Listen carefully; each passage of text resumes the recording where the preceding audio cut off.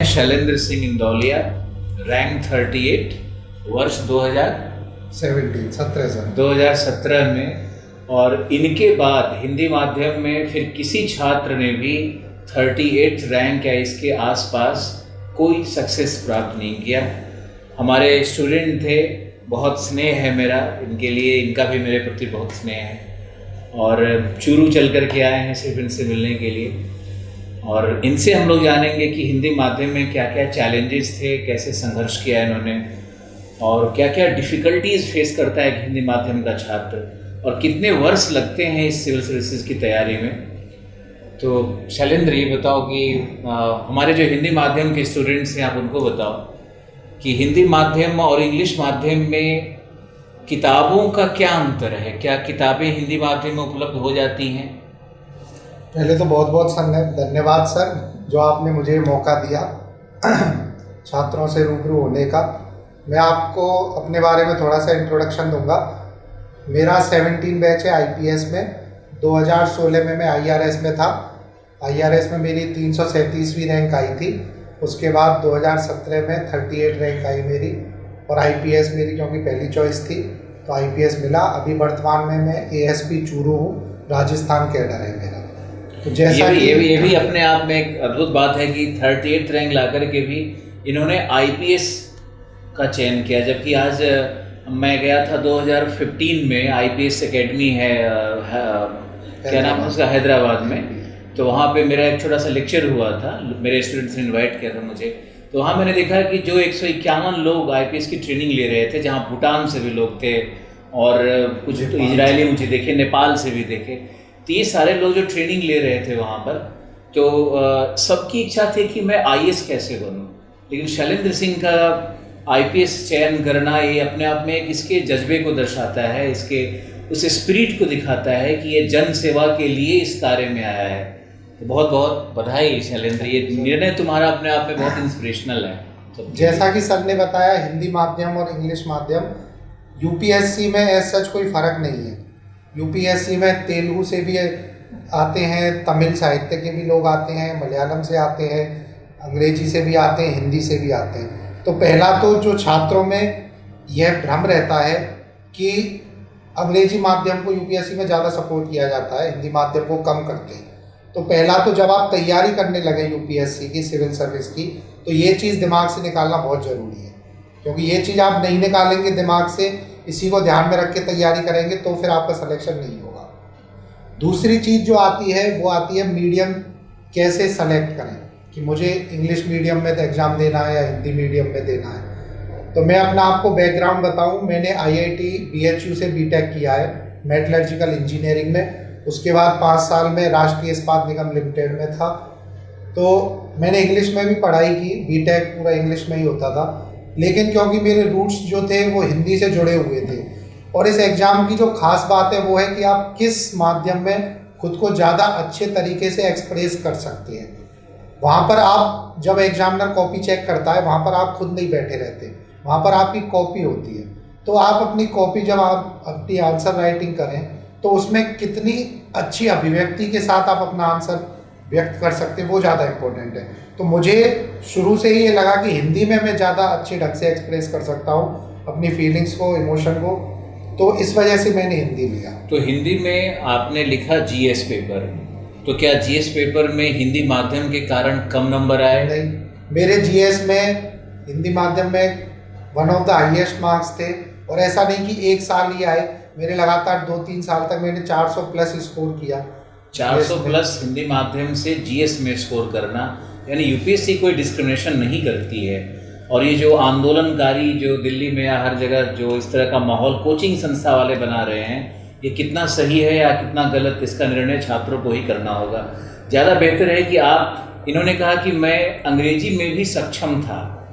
IAS तो वही बन सकता है ना जो कि अंग्रेजी भाषा में भी थोड़ी पकड़ रखे, और हिंदी में भी। तो हिंदी इनकी मातृभाषा है, लेकिन इंग्लिश भाषा से इनकी कोई नफरत नहीं है, और इनका एक उस पर कमांड है, अंग्रेजी अच्छा पढ़ लिख लेना सब इनको आता है करना। आप आईएएस बनना चाहते हो और आप चाहते हो कि मुझे अंग्रेजी से बिल्कुल मुक्ति मिल जाए, संभव नहीं है। क्योंकि वैसे भी सर यूपीएससी में एक जो इंग्लिश का जो क्वालिफाइंग पेपर होता है उसमें तो पास करना जरूरी है। 1600 हिंदी माध्यम के छात्र जो इलाहाबाद से थे, पटना से थे, जयपुर से थे मोस्टली, ये सारे लोग छट गए मेंस में। 1600 छात्र छट गए, इंग्लिश क्वालिफाइंग नहीं कर पाते हैं। ये बहुत बड़ा कंसर्न, ये बहुत बड़ा है। तो आप क्या कहोगे कि इंग्लिश में थोड़ा पहले तैयारी करना चाहिए बच्चों को, जो हिंदी माध्यम इंग्लिश वाले? आपकी इतनी स्ट्रांग तो होनी चाहिए कि कम से कम आप खुद को एक्सप्रेस कर सको, और एटलीस्ट जो क्वालिफाइंग पेपर है इंग्लिश का निबंध वो लिख तो लो, आप निकाल सको, निबंध लिख सको, कुछ ग्रामर पता होना चाहिए। बाकी जो मीडियम के सिलेक्शन का सवाल आता है उसमें आपको यही देखना है कि किसमें आप खुद को ज़्यादा अच्छे से बेहतर ढंग से एक्सप्रेस कर पाओ। अब क्योंकि हिंदी माध्यम से देने वाले लोग कम हैं, आप जैसे परसेंटेज देखेंगे कितने लोग हिंदी मीडियम से प्री में बैठे, कितने लोगों ने मेंस दिया, फाइनली इंटरव्यू तक पहुंचे और बाद में सिलेक्शन, और वही आप इंग्लिश का डेटा उठाएंगे कितने लोग इंग्लिश में बैठे, क्योंकि इंग्लिश माध्यम से बैठने वाले लोग ज़्यादा हैं तो इस वजह से उनके सिलेक्शन भी ज़्यादा है। हाँ, रैंक को लेके जो स्थिति होती है, कई बार ऐसा होता है टॉप 100 में हिंदी के 3-4 आ जाते हैं, कई बार ऐसा होता है कि बाद की रैंकों पे आते हैं, तो वो जो है क्योंकि यूपीएससी में 7 पेपर होते हैं, तो किस पेपर में आपका कितना स्कोर रहा, उसके बाद इंटरव्यू में कितना स्कोर रहा, उसके आधार पे आपकी मेरिट लिस्ट बनती है। अच्छा, अभी ये परंपरा दिख रही है कि हिंदी माध्यम के छात्र बहुत सारा तथ्यों को रटने की कोशिश करते हैं। और मान लो इतिहास का उदाहरण ले लें, तो इतिहास में जितना भी डेट्स है, जो क्रोनोलॉजिकल ऑर्डर है, पॉलिटिकल डायनेस्टीज है, उसी के नाम में नाम को, शब्द को रटने में सारा टाइम खराब कर रहे हैं। एक ल्यूसेंट जैसा गाइड पढ़ रहे हैं, तो क्या ये उनको आईएएस बनाएगा, या तो उनको क्या करना चाहिए? जो चीज़ है, जैसे एक आपका मान लो किसी छात्र का हिस्ट्री ऑप्शनल है तो आपको हिस्टोरियन नहीं बनना है, किसी का ज्योग्राफी आपको ज्योग्राफर नहीं बनना है। आपको पता होना चाहिए यूपीएससी की डिमांड क्या है, आपको कितना पढ़ना है, कौन सी चीज़ें पढ़नी है, कौन सी चीज़ें सबसे ज़्यादा इंपॉर्टेंट है कि आपके पास अथाह भंडार है तो उसमें से आपको सेलेक्ट करना है, तो कौन सी चीज़ नहीं पढ़नी है ये ज़्यादा इंपॉर्टेंट है बनस्पत इसके की कौन सी चीज़ पढ़नी है।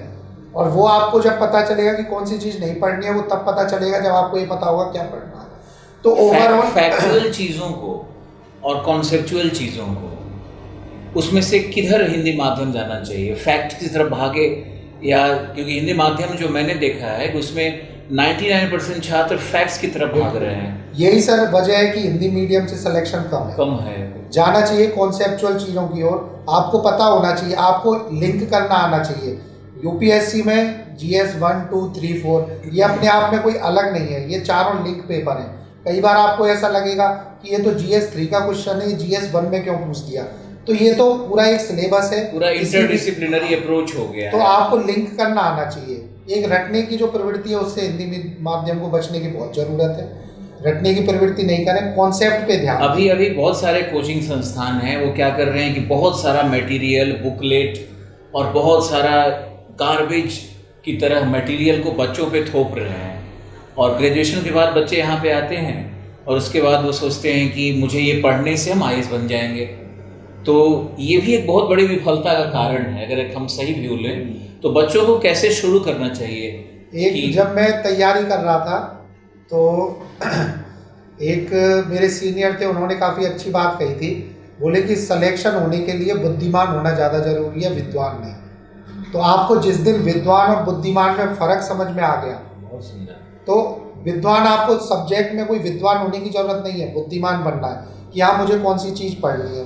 तो अथाह मटेरियल, मैं जब तैयारी करता था मेरा इतना सा रहता था मटेरियल कि एक बैग में आ जाए, छोटे से बैग में 4-5 किताबें, 4-5 नोट्स, बस, इससे ज़्यादा नहीं। और कई लोग की आदत रहती है सर कि अपने चारों तरफ की दीवारें जो हैं उनकी अलमारी है वो भरी हुई है किताबों से, 100, 150, 1000 किताबें हैं, तो वो आप सामने वाले को दिखाने के लिए भले ही रख लें कि सामने वाला आए तो वो देखे कि यार तेरी तो बहुत बढ़िया तैयारी चल रही है।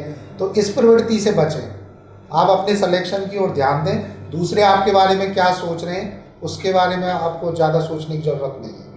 सिलेबस पे कंसंट्रेट करें। शुरू कैसे करना चाहिए? एनसीईआरटी से लोग शुरू करते हैं? बिल्कुल, सबसे पहले जो है, मतलब जिसको यदि सोचना है कि हाँ सिविल सर्विस में कैसे जाएं, तो सबसे पहले तो सिलेबस देखो। अच्छा बताओ, कोचिंग पहले या एनसीईआरटी पहले? एनसीईआरटी पहले। एनसीईआरटी पहले अच्छे से पढ़ना है।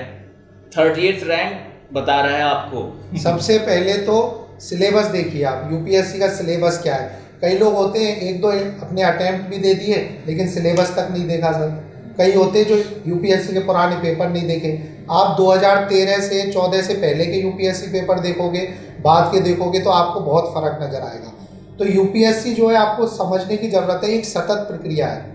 यूपीएससी में जो क्वेश्चन पूछे जा रहे हैं, हर क्वेश्चन के पीछे एक वजह है कि उसे क्यों पूछा जा रहा है। कई बार आप लोग कहते हैं कि इन्वायरमेंट के क्वेश्चन ज़्यादा पूछ लिए, हिस्ट्री के कम पूछे, क्योंकि automatically global warming, climate change, ये टॉपिक ऐसे हैं जो बहुत ज़्यादा इनको लेके अवेयरनेस बढ़ी है।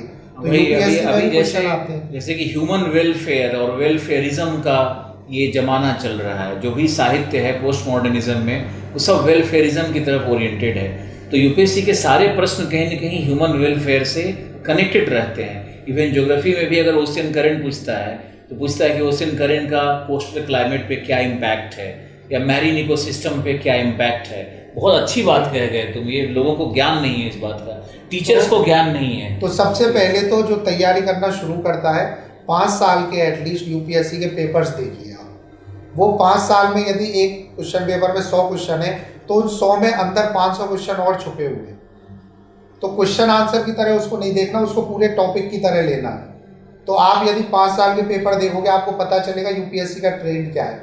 हर साल आपको लगेगा किसी साल किसी सब्जेक्ट में इस पर हम बताना चाहेंगे कि जैसे मान लो कि बर्ड सेंचुरीज का नाम पिछले वर्ष पीटी में आया है और चार सेंचुरीज था, उसमें से एक करेक्ट किया तुमने, तो जो बाकी 3 है उसी से पीटी में प्रश्न बन करके अगले साल भी आने की संभावना बनती है।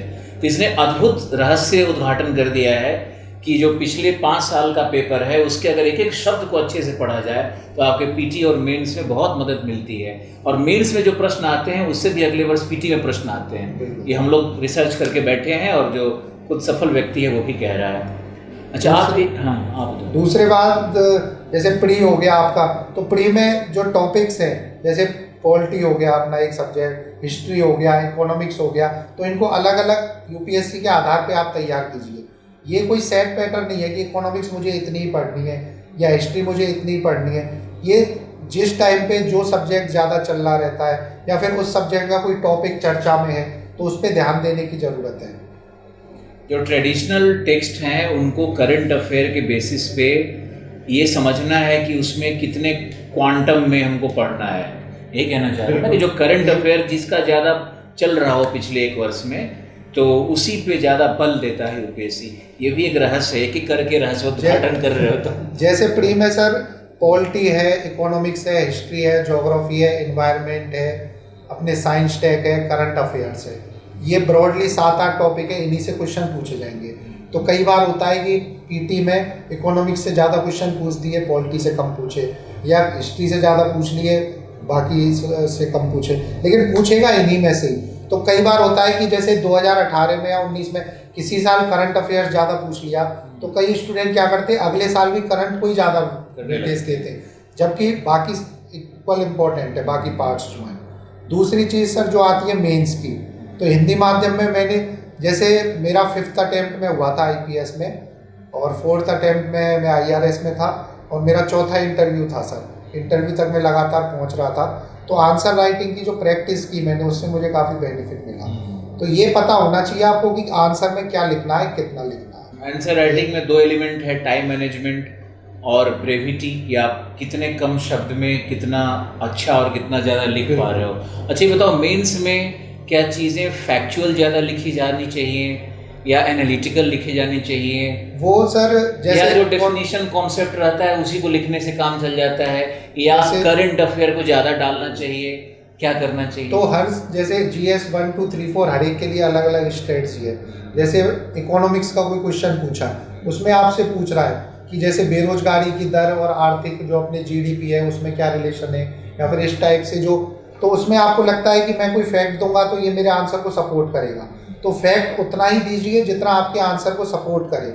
ये एग्जामिनर को नहीं लगना चाहिए कि इसने फैक्ट से आंसर को भर दिया है। तो 2 या 3 फैक्ट्स जहाँ जरूरी है वो दीजिए। उसके अलावा जो सबसे ज़्यादा जरूरी चीज़ है अपने आंसर में वो है आंसर को रोचक बनाना। आंसर को पढ़ने में एग्जामिनर को मन करे उसको। आपको नंबर तभी मिलेंगे जितनी आप कॉपी पे सहूलियत दोगे एग्जामिनर को। तो उसके लिए ज़रूरी है फ्लो चार्ट का, डायग्राम का, मैप का, उनका ज़्यादा से ज़्यादा इस्तेमाल करें। अपने यदि किसी के बारे में आपको ज़्यादा चीज़ें बतानी है तो पॉइंट वाइज पॉइंट बता दें, कहीं कि ये अपने डाउट रहता है कि आंसर को पॉइंट फॉर्म में लिखें या फिर डिस्क्रिप्टिव फॉर्म में लिखें, तो वो खुद क्वेश्चन की डिमांड के हिसाब से जाना है। और एक जो सबसे बड़ी चीज़ है जिसको अपन इग्नोर करते हैं, वो है यूपीएससी के एक क्वेश्चन में 3-4 क्वेश्चन फंसे हुए रहते हैं। जैसे आपको GS 1 में या 2 में कोई क्वेश्चन पूछेगा तो उसमें अपने आप में 2-3 क्वेश्चन होंगे, तो उसका अलग अलग आंसर दीजिए, बजाय उसको पूरा एक साथ डिस्क्रिप्टिव फॉर्म में लिखने के, छोटे छोटे पैराग्राफ, छोटे छोटे पैरा में, और उसमें आप ऊपर हेडिंग डालिए कि इसका आंसर ये है, इसका आंसर ये है, मतलब आंसर का स्ट्रक्चरिंग कर दें, स्ट्रक्चरिंग कर दें कि वो बहुत जरूरी है। क्वेश्चन में 3 डिमांड था, हाँ, तीनों तो डिमांड का अलग अलग, ताकि एग्जामिनर देखे तो एग्जामिनर उसमें उसको करेक्ट लगे कि करे कि ये हाँ, एक ये। तो ये बहुत ज़रूरी चीज़ है जो अपन मिस करते हैं। और तीसरी चीज़ जो सबसे ज़्यादा ज़रूरी है वो है गवर्नमेंट की जो अपनी अलग अलग मिनिस्ट्रीज हैं उनकी जो रिपोर्ट है उसका हवाला देते हुए आंसर लिखना। कल्चर मिनिस्ट्री का रिपोर्ट, कल्चरल मिनिस्ट्री का रिपोर्ट है, इन्वायरमेंट का है, उसके अलावा जो नीति आयोग का है, नीति आयोग की रिपोर्ट्स काफ़ी इफेक्टिव रहती है। वेबसाइट्स पे जो मैटर आते रहता है, PRS इंडिया है, राज्यसभा टीवी पे जो प्रोग्राम आते हैं, तो इन चीज़ों से अवेयरनेस को बना करके रखना है।